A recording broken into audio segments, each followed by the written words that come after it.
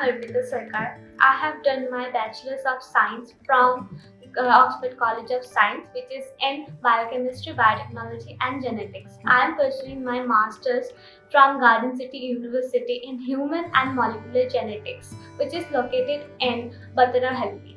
Okay, I would like to inform you about my experience with GGIRHR,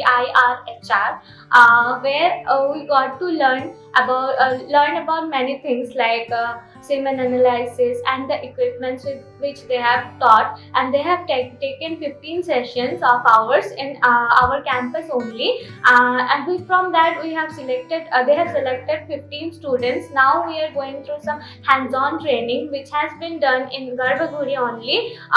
This session is helpful in our further studies, further jobs also. I would definitely like to recommend our fellow students and others to join Garbhaguri as MSc or fellowship training, and my ratings will be 9 out of 10. Thank you.